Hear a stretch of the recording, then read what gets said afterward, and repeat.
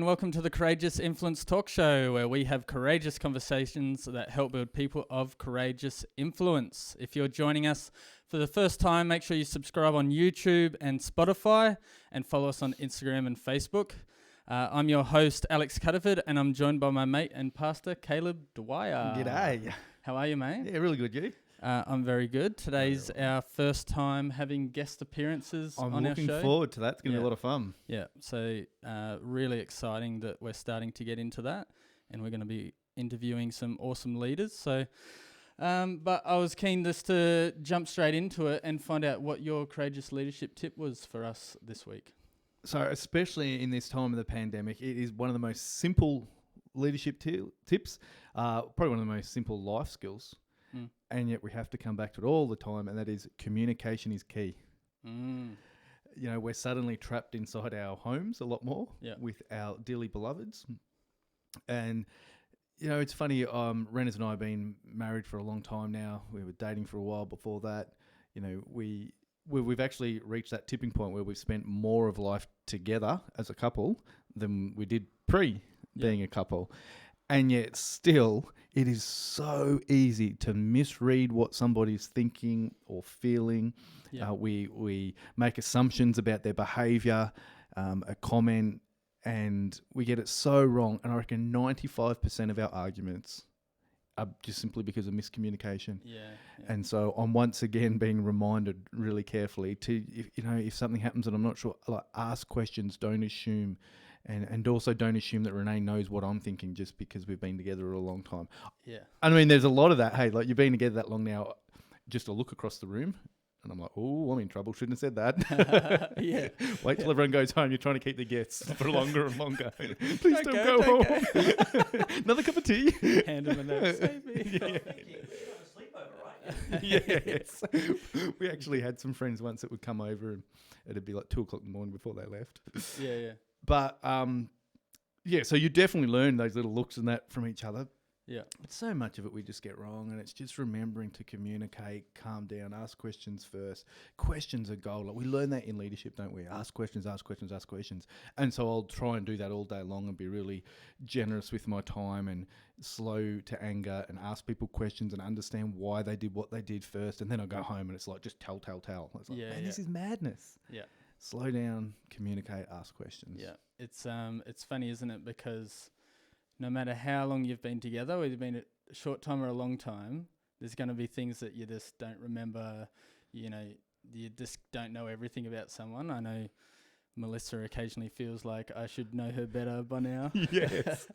But you know, it's interesting. No matter how long you're with someone, and know someone for, no matter how closely, you still got to every day work at it, don't you? Yeah, you do. Getting to know someone, understanding how they operate under different situations, and being able to then take that into account.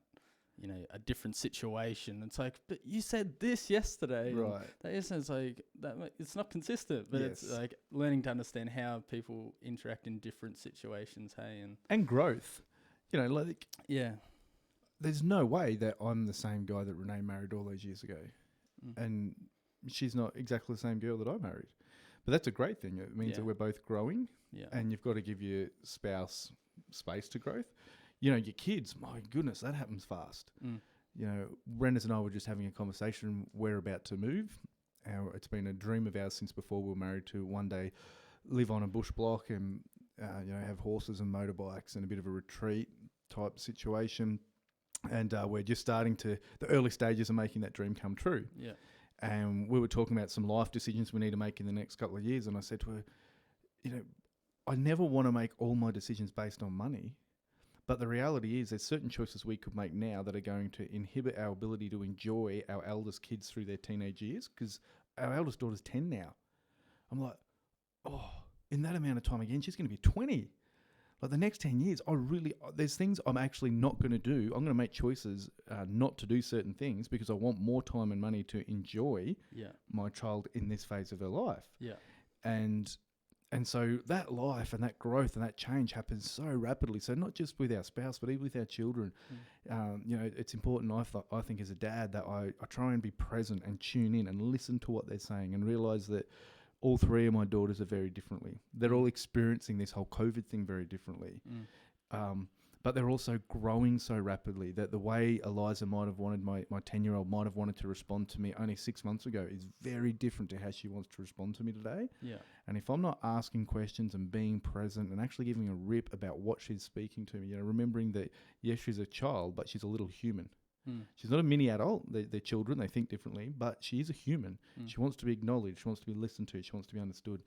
And, I think particularly for leaders, we're on point. Where we want to get things done, and sometimes that's just not on a kid's horizon. They don't care about your objective. They don't care about what you want to achieve today. They want to be understood. Yeah.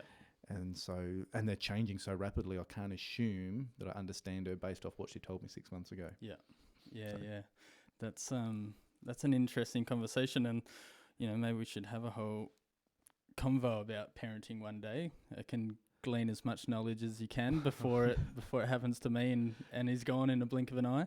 Do you know, I reckon that's part of, sorry mate, but that's one of the things that Rennes and I have been really intentional about. We watch. Yeah.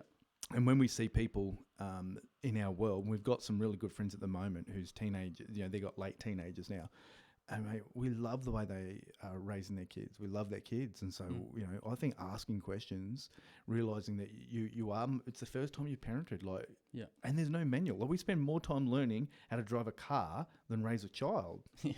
Right, so let's have conversations. Let's ask. Let's not pretend we got it all together. And especially when you see someone who's doing a cracking job, it's when Rennes and I have the opportunity to meet people that are further down the road in ministry to us, especially if their kids are really doing great. It's one of the key things that if we get a chance to have a coffee with them, we always say, "Hey, what's your top tip or two for keeping connected with your kids through their ministry years?" Yeah, absolutely.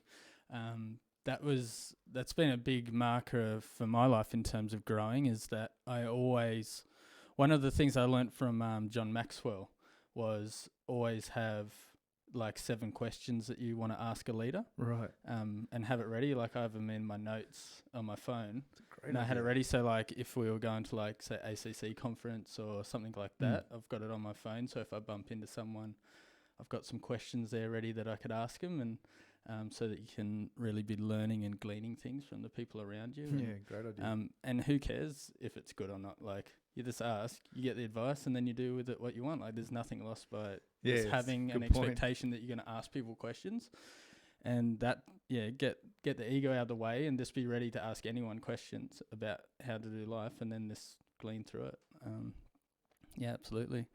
So the thing that I've been thinking about this week, and it's going to tie in with what you're talking about, but it's develop an investment mindset. So this year it has been the first year that Melissa and I have both been full-time. Yep. And immediately that made me go, all right. So we had to reshuffle our life to decide that we're going to prioritise having full-time work. Yes. And so I've very much was like, all right, if I'm going to stop doing other things that I really like doing, enjoy doing, and passionate about, and in many ways feel called to earn money, then I've got to make sure that whatever the way that I steward and use my money now is vitally important. And so I've started looking into a lot of how I can best be stewarding my money, and all of that side of life. But it's very quickly started leading me into is this thinking through and being really intentional about everything that I do. Yeah, right. And even it starts with thinking about what you spend your money on. And then you start looking at, okay, what can I stop spending money on so I can save more? And then you start asking yourself the questions, well, why am I wanting to save? And then you start very quickly, it all turns into basically, how do I want to spend the final, decades of my life? Well, I reckon they should be the most influential, hey? Yeah. And so how can I be building into my life now and investing into things that are going to pay astronomically on the back end of my life? Because I know for me, things like I don't want to have debt in my life unnecessarily and for any longer than I have to. Right. The only debt that I intend to have is when you first get a home loan so that you can actually build a home, so that you can have a roof over your family's head. But it's even gotten to the point now, because I've looked so much into it and I'm learning more and more. It's started to put this filter in my mind of thinking as everything is an investment, even to the point of when I go to brush my teeth, I'm looking at it and going, I'm not brushing my teeth this morning because I want to have white teeth. I'm brushing my teeth so that I have teeth when I'm 70. Yeah, nice. You know, like, and it's, you know, it's like, it's silly. But if you can have that mindset through everything that you do, and so I've started listening to an investor's podcast, and this guy, he's a really level-headed guy, quite conservative in the way that he approaches investing. But one of the filters that he started to develop was he sort of had all the maths done in his head, and it got to the point where he knew if I spent $4.50 on this coffee this morning, that's basically costing me, if I invested that $4.50 at a 10% return and allowed that to compound over 30 years and just left it to sit there compounding, that coffee's now cost me 40 grand in 40 years. Wow. Wow. And so he started looking at, would I rather this coffee now, or would I rather an extra $40,000 in 30 years? Yeah, wow. And sometimes you're going to choose the coffee. Right. It's not about stopping living your life, but recognizing the power in the way that we set ourselves up long term in our life. And really, so it's just started, this year has just, for me, been a real year of developing, I guess, an appreciation for the way that I steward things today. Mm. And if I do that with wisdom, with integrity, that I can see massive payoff in the future. Yep. If you're willing to have a bit of self-control, discipline, intentionality, wisdom, you know, and even, you know, for me, like as I've read about money, like looking into the Word of God and seeing what it has to say about money. Yes. And I was having a conversation with a mate a few months back, and we were talking about investing money and stuff, and where we sort of sat with that theologically, and different stuff like that, and this how we sat with it morally. And it was interesting where we were talking, and this had me realizing, like, very quickly when you start looking at like compound interest and stuff, and the longer you can hold on to money, the more it can build and earn. And I was just like, whoa. And instantly when I first saw that, this feeling rises up of like, just it's like this idea of hoarding. And it's like you just want to hoard. But I also realized, well, it's actually a responsibility to steward and to maximize your earnings. And if I could learn ways to maximize my income, earn as much money as I could, that doesn't equal the love of money or greed. That actually is this wisdom, positioning myself to then live generously. So it's there's a whole bunch of stuff that comes into it, but there's been... I think you're so right. It's a balanced approach. One of the things that I often encourage people in is it's the hard work of stewardship that leads to the joy of generosity. Right? To just live abundantly generous today at the expense of tomorrow. Now, it has to be often true generosity that God calls you to will have an expense on yourself today, but it shouldn't sell your kids out for tomorrow. So the hard work of stewardship leads to the joy of generosity. Another great thought around that as you're speaking, I once heard it said that we tend to overestimate what we can achieve today whilst simultaneously underestimating what we could achieve in the long term. And that coffee idea builds into that. You know, what could I do with that money in the long term? And then, as you say, it's just having that balancing of going, but I have to have some wins today. I have to enjoy life today. But mate, I'd really encourage you as one of your mates. I think that, you know, the Courageous Influence talk show, we think about that sometimes, especially in church, where we really we distill it down to just being things that are distinctly and obviously about ministry. But I've watched you as a good mate. Some of the most courageous decisions you've made in the last 12 months have been around this stuff. And in the short term, it may have been pulling back and stewarding your time differently. And you're thinking, oh, but that's something, that time I can be investing into the kingdom. But you still are, because you are a member of the kingdom. You the way you and Mel live, you will steward your lives for the kingdom. So it's, I think it's been some really courageous stuff, and it's awesome to watch you grow in that space and model it for others. So, thanks, yeah, mate, it's really cool, and cool to hear you unpack that journey a little bit. Really cool. Yeah, and I think that this could also be another conversation that we go into further down the track, because I think, you know, we've both talked about, and even this, like the financial side, and that we could have a conversation, you know, more in going into some of the theology side of money. And even some of the practical stuff, because I think that's just a really good conversation to have, because, and going back to that conversation I was having with my mate, I was saying, you're actually less likely to, like, talking about money and focusing on money, I think, and applying wisdom to it, is the way to not fall into the love of money. Good. You're actually more likely to fall into the love of money if you don't think about it. Keep it in the dark. Yeah, you put it aside, and then all of a sudden you hit a stage where you can't earn money anymore. Now all of a sudden you're reliant on it to be coming in from, you know, a pension or things like that. You put yourself in a really vulnerable position.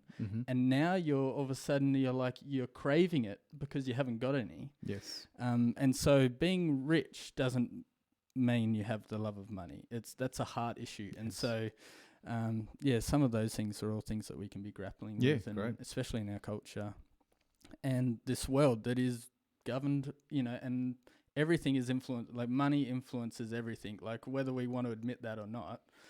Money comes into play in in most aspects of life at some point, and you just can't deny it. Yeah, it's funny. People sometimes say to us as pastors, the church talks too much about money. I would disagree. I think the biggest issue the church has is that sometimes we talk too much about one part of money, that is giving.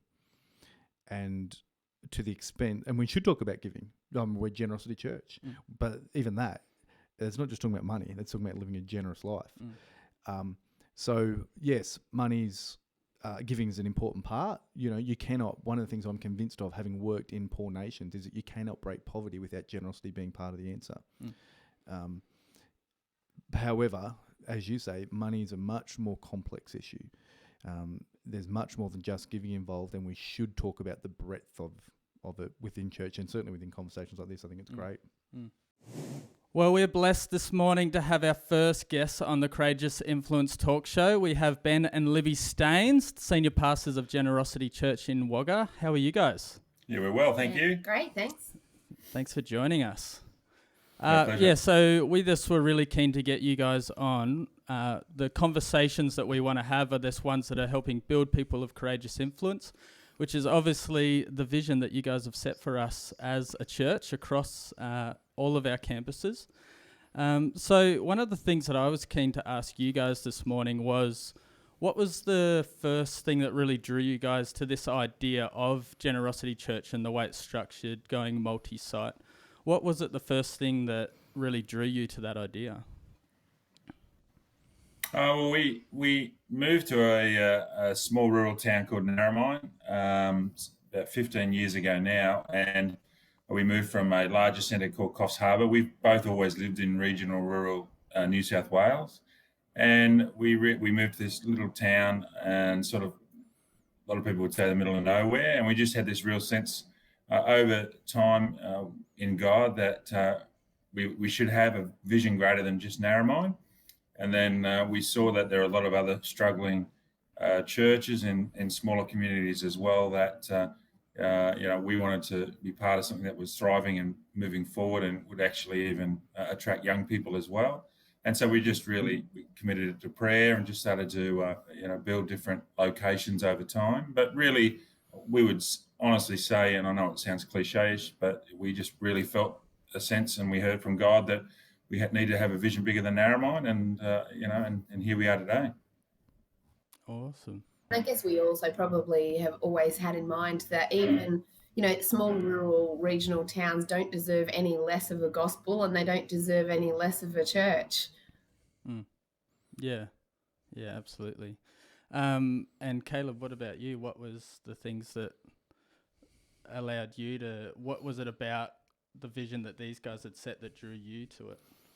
Yeah, so Renners and I used to come up. We were living in Victoria at the time, and we would travel up just to spend time with Ben and Lib and other friends in Narromine. And we love the culture of the church. They were very focused on building relationships, and through relationship, leading people to Christ. And we just love that model. We're really attracted to it. And so Renee and I were actually overseas, staying in the back blocks of India. And we were helping some guys over there. They're asking us a bunch of questions about church planting, which was something neither of us had done before. And so we just began to pray about it and decided, let's go to the next opportunity to plant a church. And then Ben and Lib were speaking to us about parks. So I looked up where parks was and said, let's do it. And haven't looked back, have an absolute ball. We love being out here. So one of the questions I was going to ask you guys was, what do you think, what's one of the big mistakes that you think you made along the journey, other than bringing on Caleb as one of your lead pastors? And how do you what was the journey in some of the experiences that you learnt from some of the mistakes that you maybe made in the early days? Look, I think when we first started planting parks compared to how we would plant a church now, it was completely different, totally different. And, we just rolled with what we could at the time or did at the time. But there was probably, we took several people from our Narromine campus over to parks every week. Which was really great, and built some amazing things in our Narromine campus and in the hearts of the people there.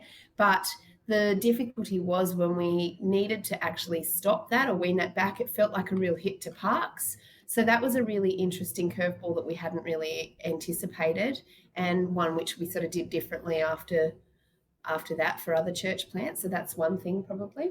Yeah, I'd probably answer it in a much more general way, and it's still something that I'm working through even as a leader. I think one of the things that has caused a lot of grief and difficulty, mistakes, is lack of clarity.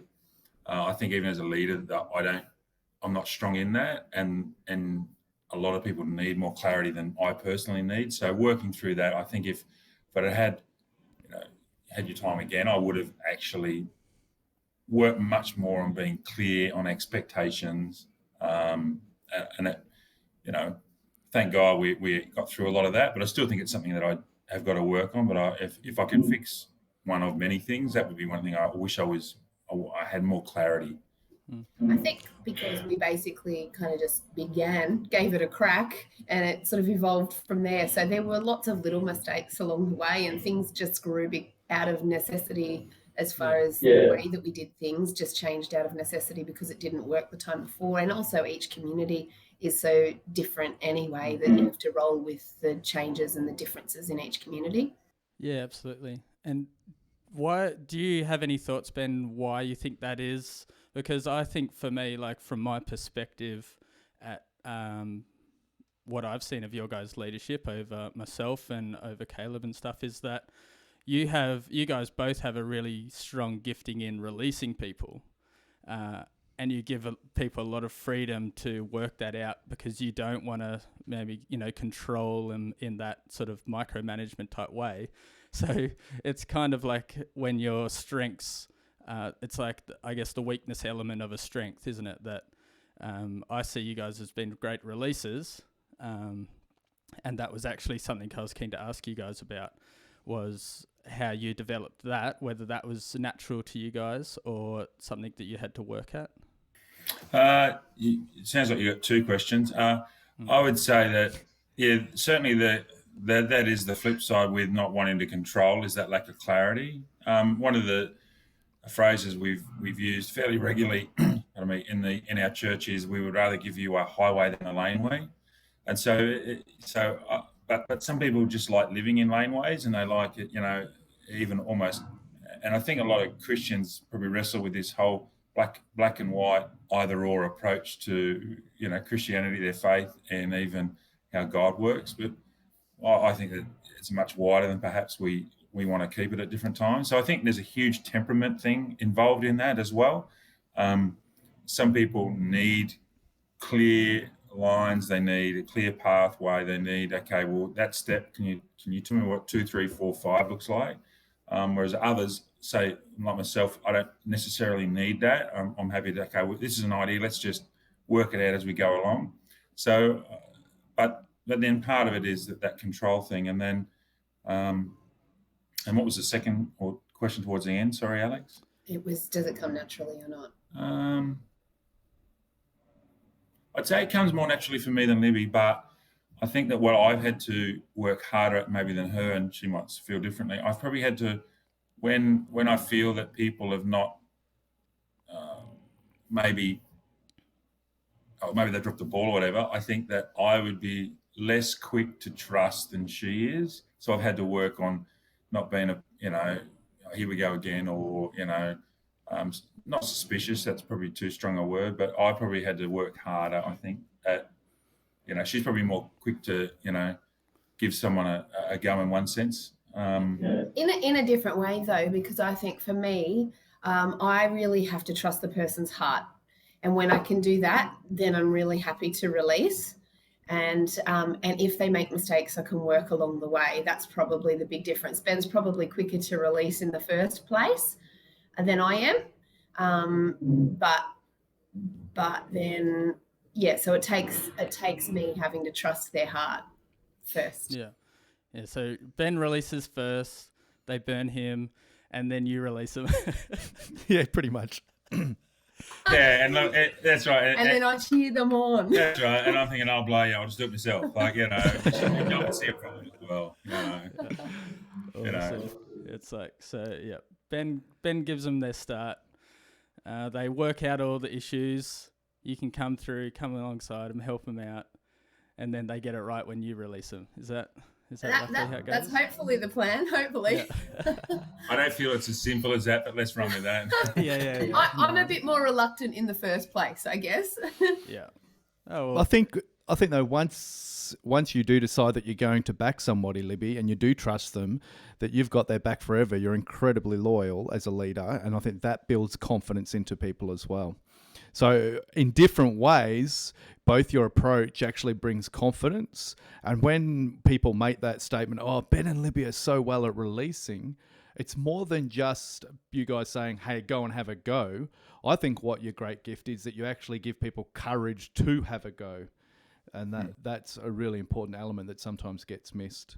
Well, Can I just ask around, even courageous influence itself is not overly defined, which maybe speaks into the way you do lead, but it's very broad.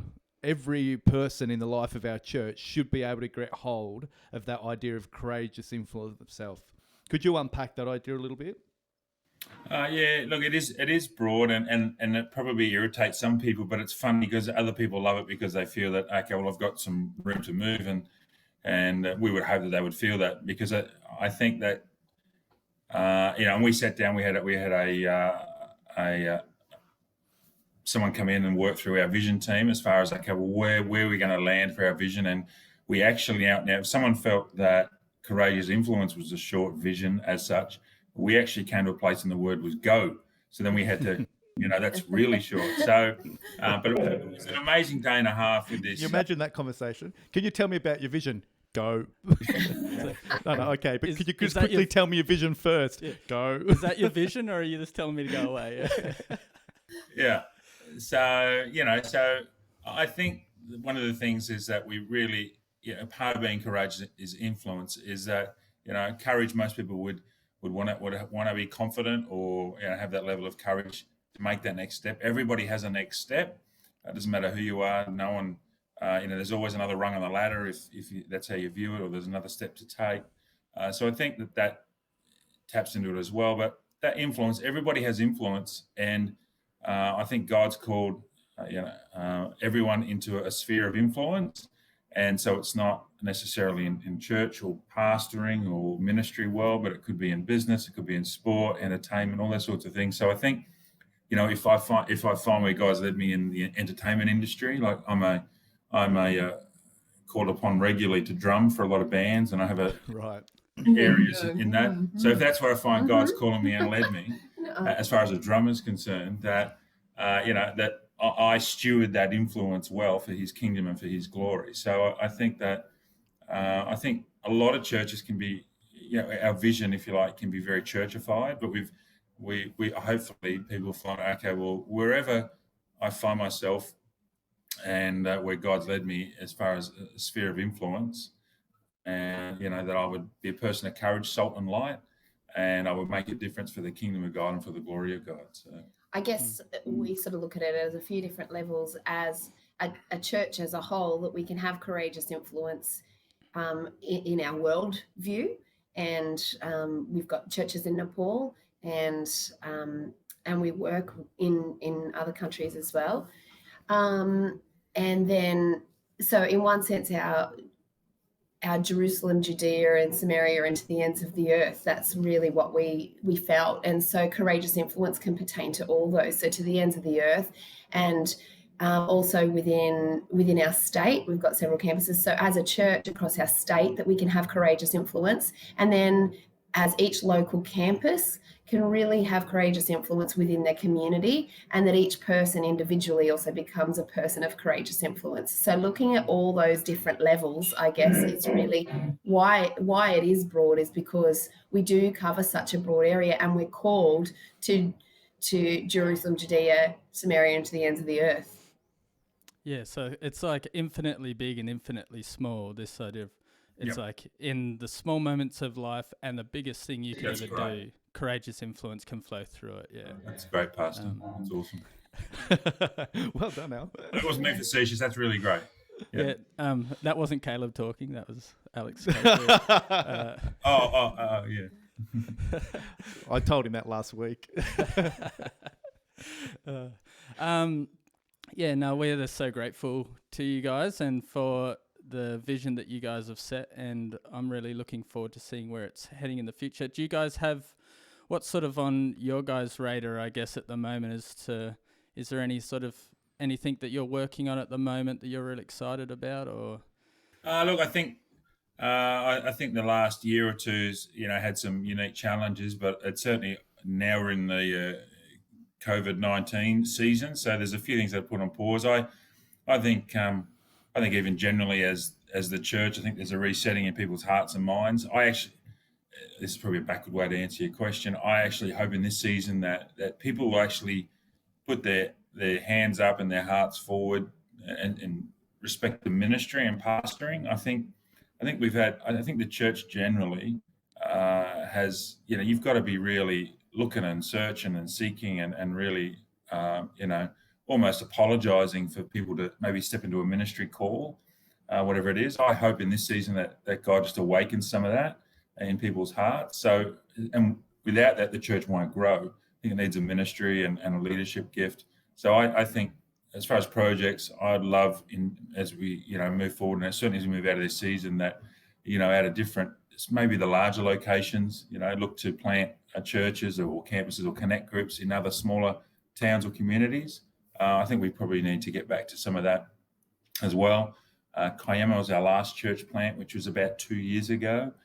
And as a church, we've had some really interesting things to navigate over the last 2 years, and I think we're coming out of that. So I just think we can reset even as a church. And, we have churches in larger centres, regional centres, which I think will enable us to do that.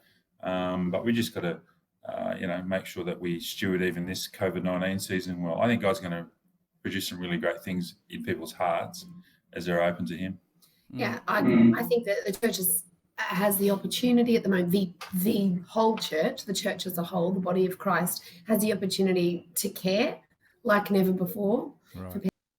And it's forced a season of really becoming creative about how we really connect with people.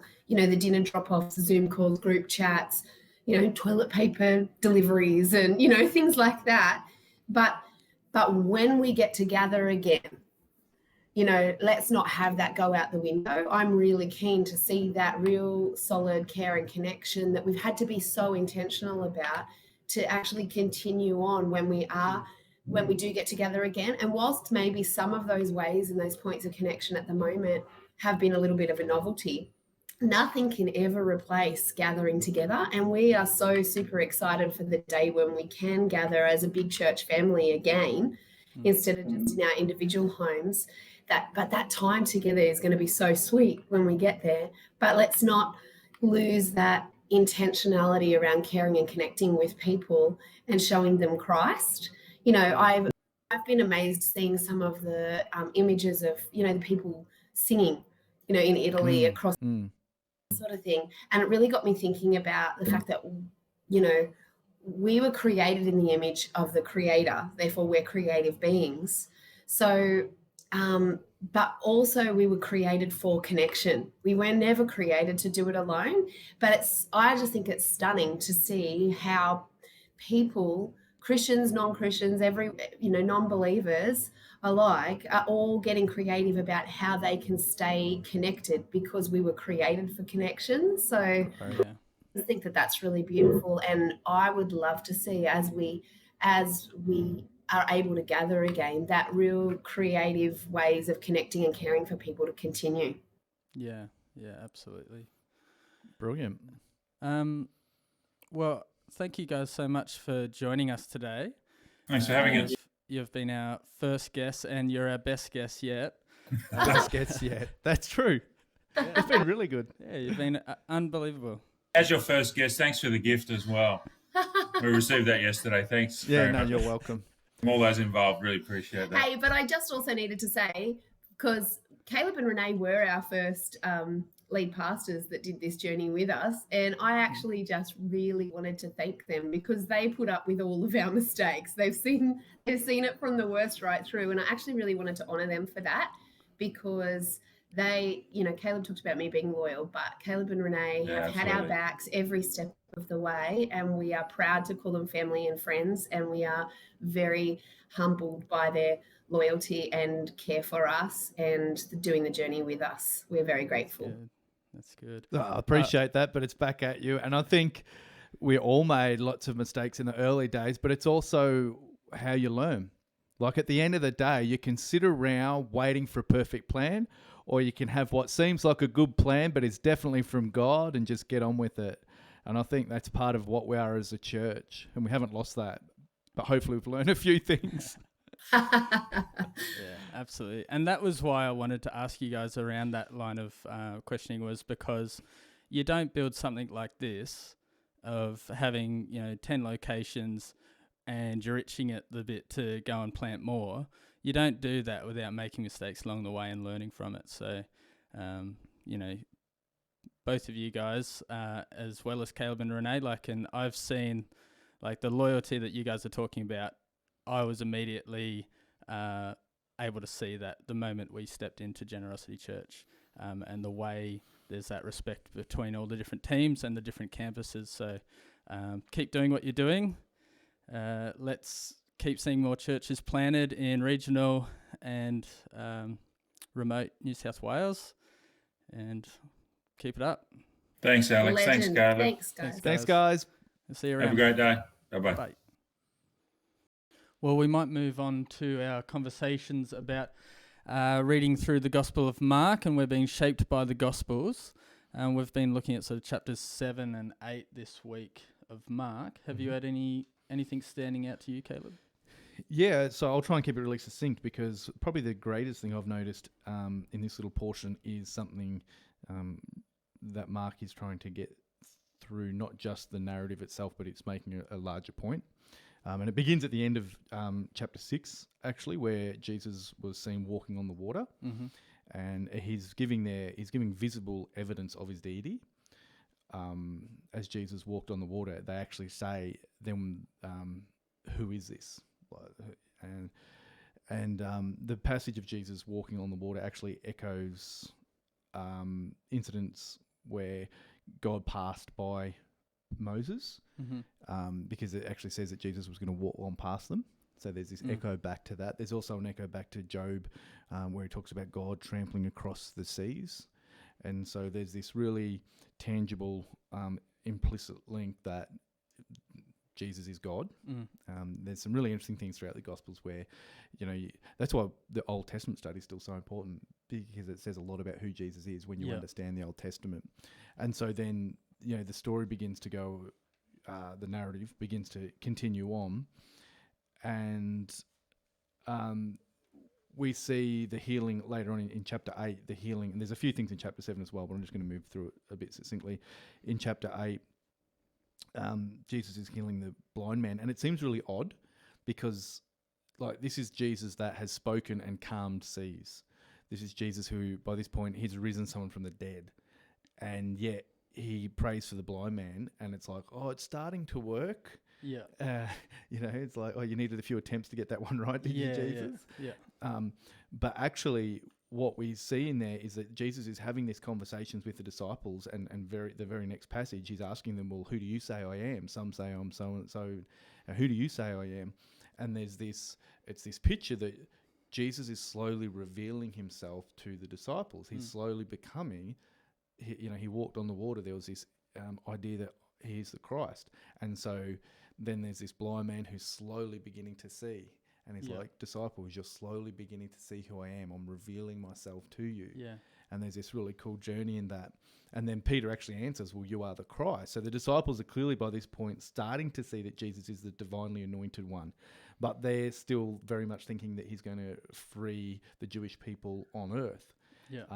Not yet understanding that there's this eternal messianic rule that he's about to usher in through his death and through the atonement and through bringing, what would be the right word, reconciliation back between God and humanity. Yeah. So again, they've gone from he's a teacher to actually you're the Messiah, but not yet understanding the fullness of who he is. Yeah. And I just think that's a really cool passage, and it made me begin to think, wow, where am I not fully understanding who you are yet, God? Like, I'll rather than being upset at where somebody is on that journey, what a cool idea that we're on that journey, and I just want to understand God more. I want to see him more. Like, God, let me be that blind man that you're constantly helping me see more and more and more in my spiritual world who you are. Yeah.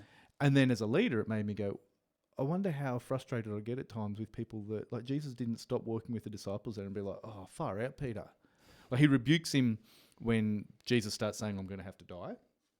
And Peter's like, whoa, whoa, whoa. And Jesus rebukes that. But he doesn't rebuke Peter and get rid of Peter.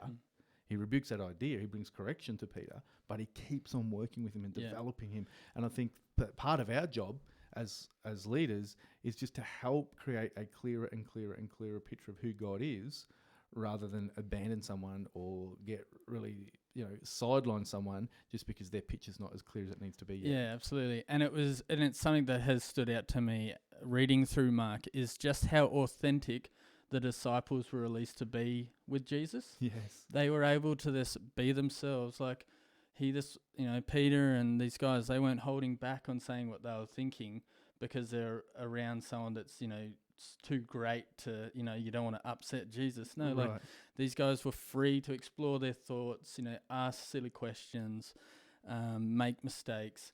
And they obviously felt released and comfortable to do that. Mm-hmm. And that was a really powerful part of what I see in that relationship between Jesus and his disciples. Yes. There's even, Alex, in that, it's in chapter 7 and 8. I wrote it down here. There's a cycle that Jesus actually takes the disciples through, exactly what you're talking about. Like, they must look back on it in hindsight after Christ has risen from the dead and be like, man, how did we miss that back then? But then don't we do that as well? Yeah. And there's actually a cycle. If you go through the last part of chapter 6 through to 7, and then through chapter 8, you see that there's feeding the multitude, crossing the sea and land, conflict with the Pharisees, conversation about bread, there's a healing, and there's a confession of faith. And then it's like, you're starting to get it, but you don't quite get it yet. So he goes through that entire cycle over again. Yeah, and that was what I was sort of going to bring up of some of the things that were standing out to me were those sort of double ups of scenarios. And so there's a couple of things. The first one was before both of the major feeding miracles, Jesus is filled with compassion. So the first time that he feeds the 5,000, John the Baptist has just been beheaded. They're trying to get away from everyone to get some solitude and mourn the loss of a really close loved one. He gets there, he sees the multitudes and the need that they're in, and Jesus is filled with compassion. Yes. And then he goes on to do two of the biggest miracles that he's done in his ministry thus far, feeding 5,000 men plus women, children that were there from, this tiny handful of food. And then he goes on to walk on water as well. And this is coming off the back of compassion. Now when they see the 4,000, the thing that Jesus says, he looks at, like he's talking to the disciples and he tells them, I'm filled with compassion. And I was just really feeling like that's him trying to give them a cue. A compassion is rising up in me. What does that mean? Right. That means that there's going to be power available in me to perform this miracle for these people. I've thought a lot about compassion and the way it relates to miracles. And I really believe that there's a number of things happening there. One, Jesus is trying to teach them, and we've discussed this, whenever there was a miracle, Jesus has got teaching within it. Yes. But there's clearly a connection there between this compassion that rises up with Jesus and a release of power to these people that desperately needed to see the love of God, So he has this compassion rise up with him. He feeds the 5,000, and then he is telling the disciples, I've got compassion rising up, guys. That's right. And it's the same with when he calms the storm. So they're out on the boat, they're in the storm. He gets up, rebukes it, calms the storm, they're blown away. The next time, he sends them off first. Yes. And, he's obviously got a few things. He's wanting to be alone with God, the Father, and seeking him. But I'm really thinking he's sitting there on the hill watching them going, come on, boys, calm the storm. Come on, boys, calm the storm. And then he's sitting out there, they're not. Yep. You can probably tell they're freaking out. So he goes walking out. And so he's like, all right, I'm going to have to walk out on the water for this one. And the walking past, obviously, you've touched on it there, of some of the theological lessons that have been taught there and connections that have been made for the overall picture of God and his sort of perception, his journey and plan for humanity and stuff like that. I also, part of you, this goes, surely he was just going to walk past them. Yeah, well, he was. Let him go, because he had told them, he knew that they know what they have to do. Right. So he's just going to walk on past. But hey, isn't even that, like, the first time even, it was Jesus' idea to get in the boat and go to the other side. He's sleeping on a cushion, storm breaks out. Yeah. And he sends the disciples on ahead of him this time, and he goes just to pass them on by. I wonder how often we, especially I think in our pretty cushy, although we're being challenged at the moment, but Western version of Christianity, if we're not careful, it all becomes about us using God to make our life better. And yet so often God's using all this stuff to try and make us on the inside better. He wants to teach us something. Yeah. And you can, like exactly what you're saying, like he had compassion. He showed them what to do. Now, guys, it's your turn. And there's this amazing journey. And it's too easy to get judgy at the disciples when you're like, oh my goodness, I love to just pause there and go, okay, God, where's this going? Where have you been stuck on a loop with me for a while? Yeah. Like, where have we been going around a circle here for a bit, God? And it's really time that I cottoned on. And where was the thing where God did something once and we just expect it to, that was just the once. That was amazing. Like I don't expect that to happen again. Like, whereas actually it's something that maybe he wanted to be, an inbuilt part of your life.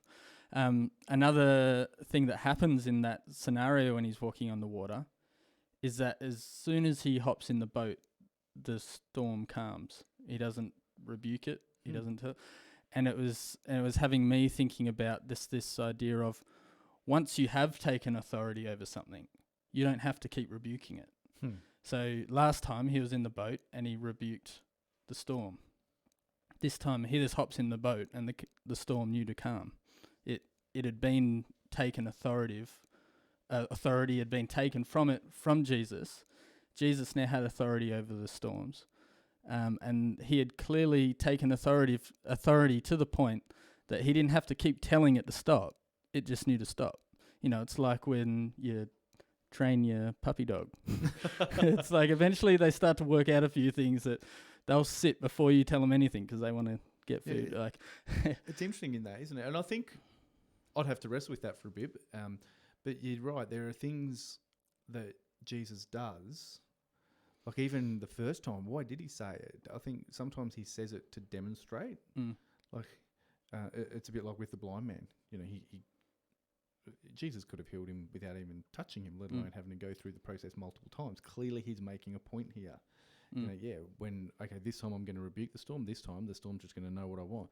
There is messaging within inside a lot of that about who God is, about who we're called to be as his disciples, and it's interesting. Yeah, really cool. Well, thanks everyone for listening to another episode of the Courageous Influence Talk Show. Remember to follow us on Generocity Church Bathurst on Facebook and Instagram. On Spotify, you can subscribe to the podcast, and you can also subscribe to the Generocity Church YouTube page. We hope this conversation has helped build your courage so that you can be courageous influencers wherever God wants to have you in life. So thanks for joining us, and we'll talk again soon. All right.